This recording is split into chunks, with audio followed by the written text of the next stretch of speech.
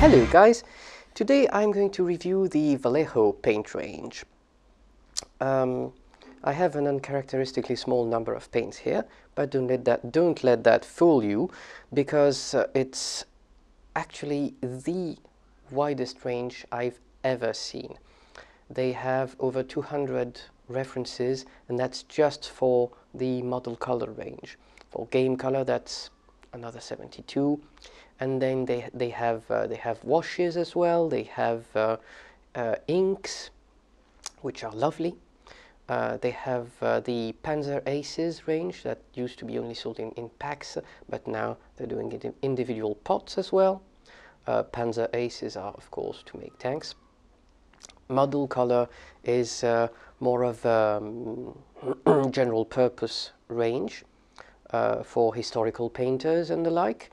It's very wide indeed. The game color range has all your favorite tones from Citadel, practically. It's almost the same tones and more. Tones that are vivid and especially designed for the fantasy painter. There's also little accessories such as this mastic plastic from Vallejo, Prince August. Prince August is just the French name of the brand, really. This is like liquid green stuff, if you will, except this is much more affordable, and this actually was done long before liquid green stuff ever existed. It's just white, but that's pretty much the same stuff. What else can I tell you about those? They're pretty good. A lot of painters and collectors only swear by those. They will resist somewhat. The game color are a little bit glossier than the model color, but anyway, you're going to want to varnish them afterwards, so it's all right. There are the metals have been said to be less interesting than others in other ranges, but they hold their own, I can assure you. It has been said that the Vallejo paints sometimes separate. Let me tell you that this flaw that was in some pots has been corrected long ago. So now, especially if you use your pots often, they do not separate, not in the least. They do have very interesting tones. This is sombre grey, for example. Let me show you. See, that's interesting.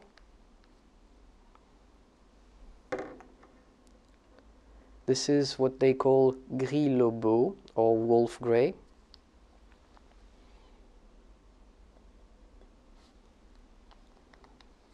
Wolf grey is interesting because it will remind you of a certain chapter, I believe. Let me use a brush to show you more on white. You've seen me use them, not those tones especially, and they do mix very well together, as you can see. You've seen me use them time and again in video tutorials. Now, there's also another range, so to speak. They have so many ranges. There's Vallejo Paint. It's called Air. Model Air. It's a range of pigments that are especially designed for the airbrush. So you've got practically all the tones of the model range, which is a lot, and they all have finer pigments, in a bit thinner in concentration, but don't let that fool you. It's quite covering, just like the rest of the range. And it's especially useful for airbrushes, of course, but there you are. Oop, that's a bit much. Aluminum here is quite a silvery color. I use it for the very top highlights of my miniatures. See how very chrome-like it is. and see how it shines. It's like mercury, really. See? I use it for the very top of my highlights, for my metals, because you can't see the graininess of the paint, unlike some other brands. So that's interesting. What else have I got to show you? This is a Panzer Aces color that I like very much. It's periscopes. It's a very dark blue-gray. Let me show you. See? It's there. It's here. It's some sort of like a Prussian blue almost, but darker and a little bit greener. And then there's the washes. The washes are nice as well, just as nice as any other wash, really. Let's see. This is a flesh tone wash. It's very thin,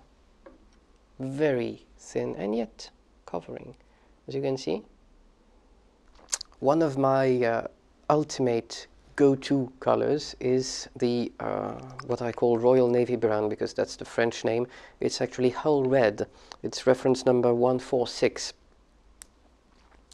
It's quite interesting, you'll see. There. Isn't it nice?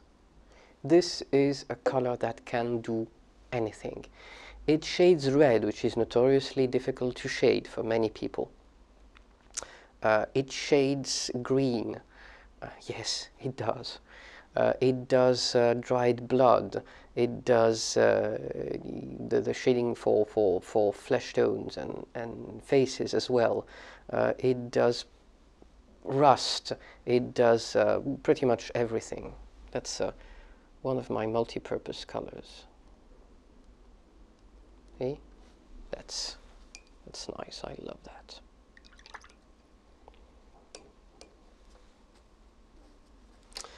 There's that. They do Old Rose, which is some sort of a tea rose color that I like very much, and I haven't seen that in many ranges. They do, what do? They do a plethora of flesh tones, such as elf skin, which is here. They do this amaranth red, which is some sort of brick red, which I haven't found in many ranges as well. It used to be that Tamiya did a brick red. I think they still do. It used to be that Games Workshop, Code d'Arms did a brick red. Don't think they do anymore. Foundry may have one. Code d'Arms, I don't know, perhaps. They do have a wide range. What else can I show you? Yes, they do have good metals, and one metal you should never have to do without is tinny tin, which is a dark bronze color. There. Oh, I haven't shaken it, really. It's hojalata, or tinny tin. There it is. See? That's some sort of a rusty metal that could go with bronze, could go with tin, could go with steel, as perhaps as a shade. That is very interesting. Some sort of dark bronze color that can do brass, that can do old steampunk machinery, that sort of thing, without appearing too bright, even though it's metallic. Also, they've done metallic blue, I think. So, yes, Vallejo, you could do worse. If you can't find it in the Vallejo range, probably doesn't exist. So, I don't know, make of that what you will. If you're not satisfied with Vallejo, know that it's acrylic, and it's of course miscible with any other range. So take what you will from that range, and use the rest in another range. Right, that was my Vallejo review. See you guys!